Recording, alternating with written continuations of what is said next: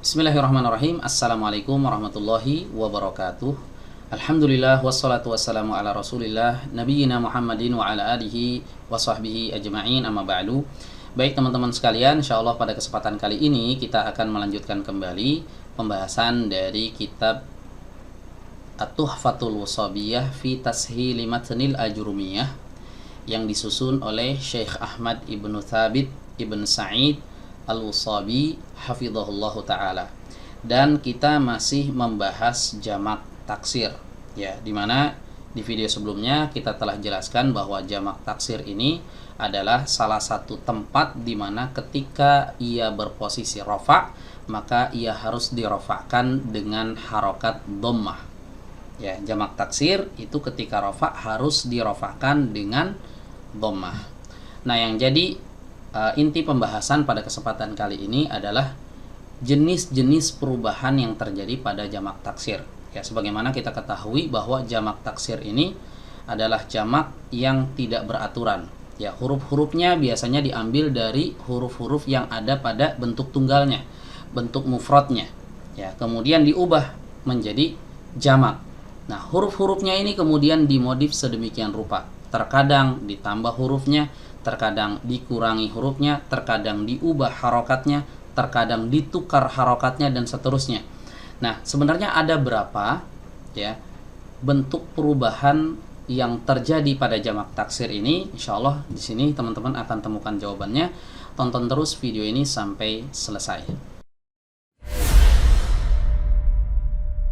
Baik teman-teman sekalian, kita langsung saja ya membahas jenis-jenis perubahan yang terjadi pada jamak taksir.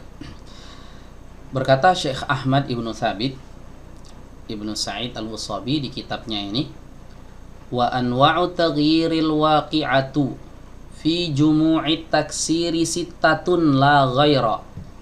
Ya, dan jenis-jenis perubahan yang terjadi pada jamak taksir itu ada 6 macam, ya.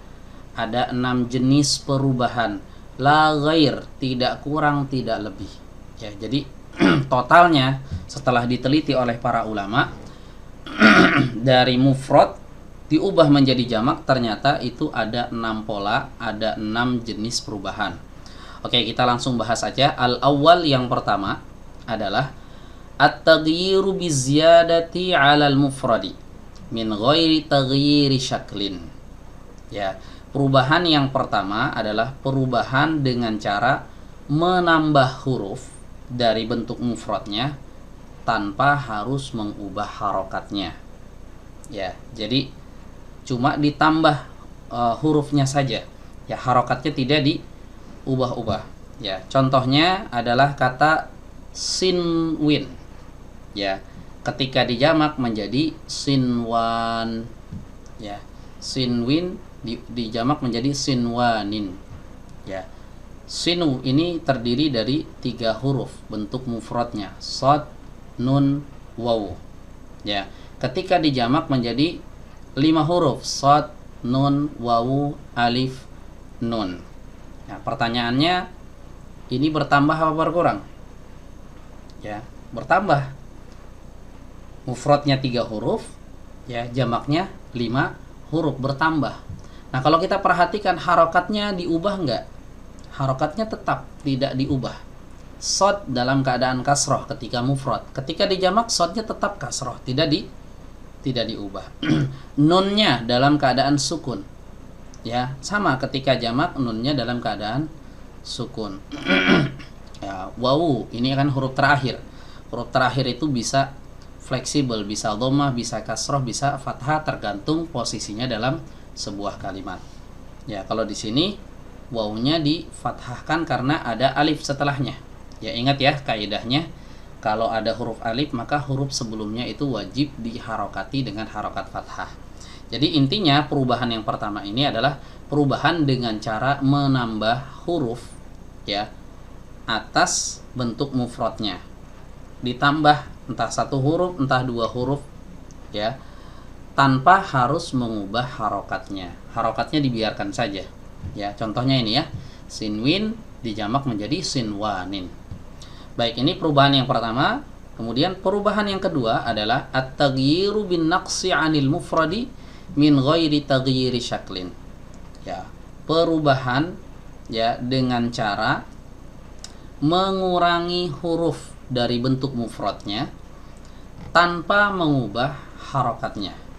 Jadi harokatnya dibiarkan saja, hurufnya saja yang diubah. Contohnya adalah kata tukhomah.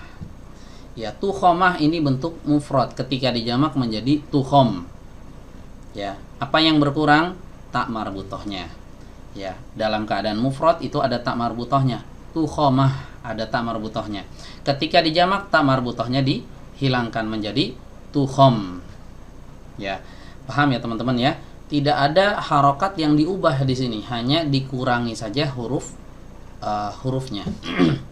Baik, ini perubahan yang kedua. Perubahan yang ketiga adalah at-taghyiru bitabdili syakli min ghairi ziyadatin wala naqsin. Ya. Perubahan yang ketiga adalah perubahan dengan cara menukar harokat tanpa menambah ataupun mengurangi huruf. Ya.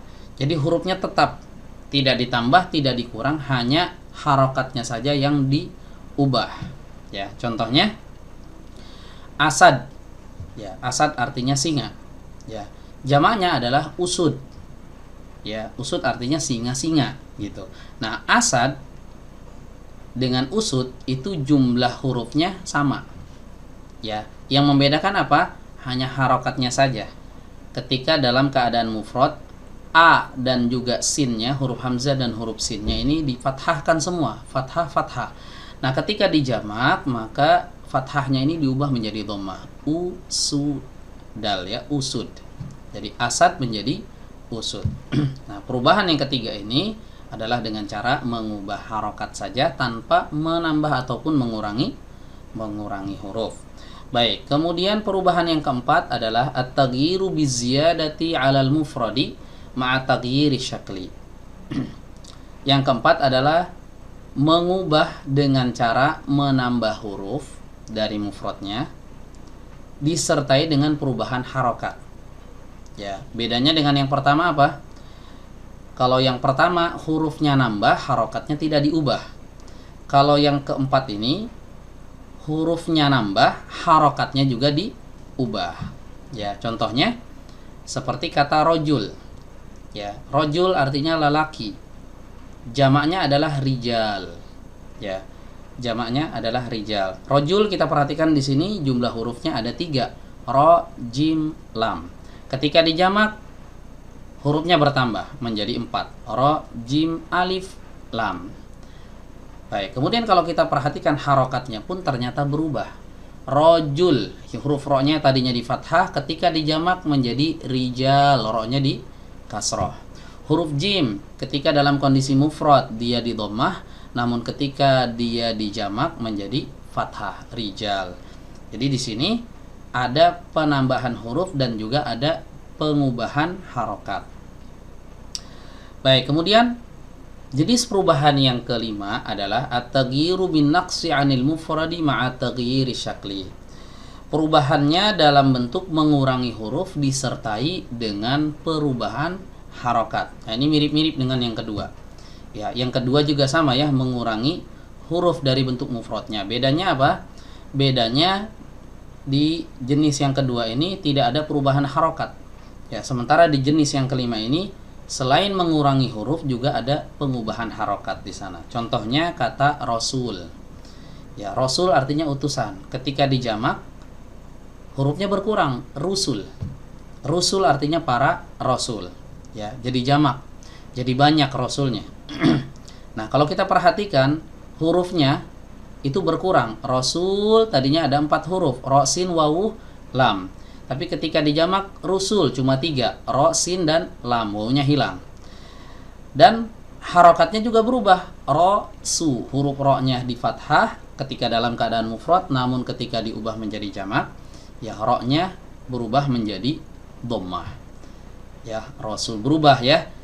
Jadi harokatnya berubah, hurufnya juga berkurang. Oke. Kemudian yang terakhir, yang keenam adalah at-taghyiru bi ziyadati wan naqsi ma'a taghyiri syakli. Nah, ini yang paling kompleks. Pengubahan atau perubahan dalam bentuk menambah dan mengurangi huruf sekaligus mengubah harokat. Jadi semuanya ya dimainkan. Menambah huruf, mengurangi huruf, mengubah harokat.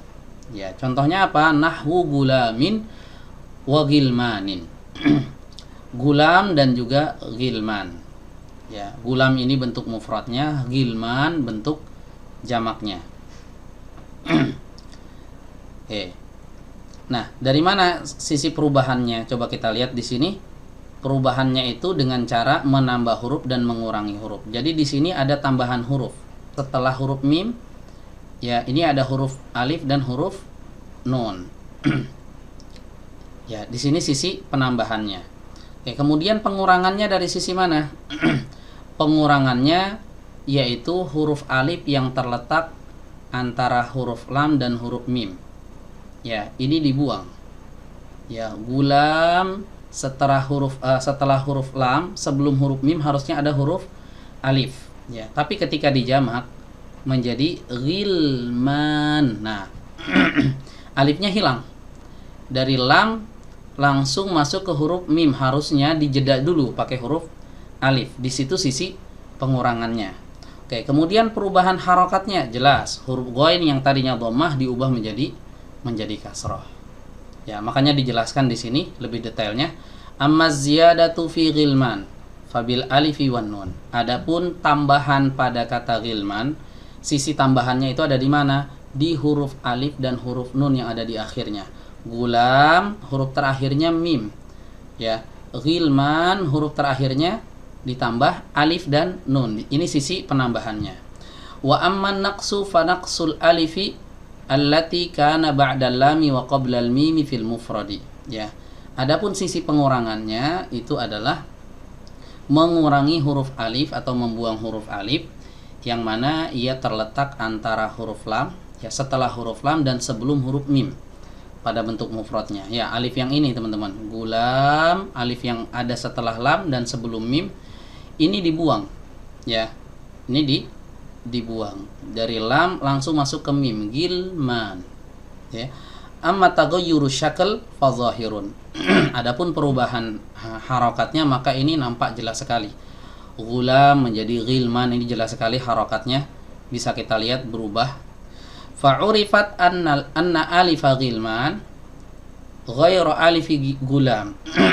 Maka dari sini dapat kita ketahui bahwa alif yang ada pada kata gilman ini bukan alif yang ada pada kata gulam. Ya, beda. Ya, likhtilafi mahalliha, karena perbedaan posisinya. Jadi posisinya itu beda. Alif yang ada di sini dengan alif yang ada di sana itu bukan alif yang sama. Ya.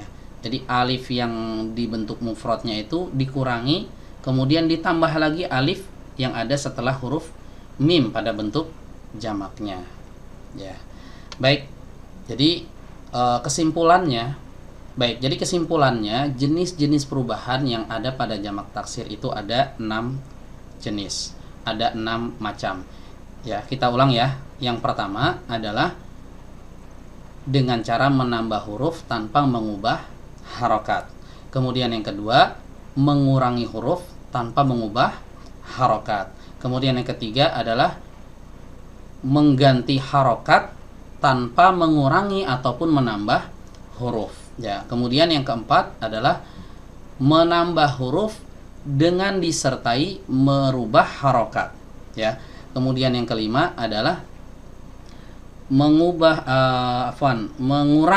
mengurangi huruf tapi disertai dengan perubahan harokat. Dan yang terakhir ini yang paling kompleks, yaitu dengan cara menambah huruf, mengurangi huruf, dan mengubah harokat. Ya, demikian yang bisa disampaikan pada kesempatan kali ini. Kurang lebihnya mohon maaf. Misalnya ada yang mau nanya, silahkan ditanyakan aja di kolom komentar. Insya Allah nanti kalau ada kesempatan akan saya jawab. Wassallallahu ala nabiyyina Muhammadin wa ala alihi wa sahbihi wasallam. Walhamdulillahi rabbil alamin. Wassalamualaikum warahmatullahi wabarakatuh.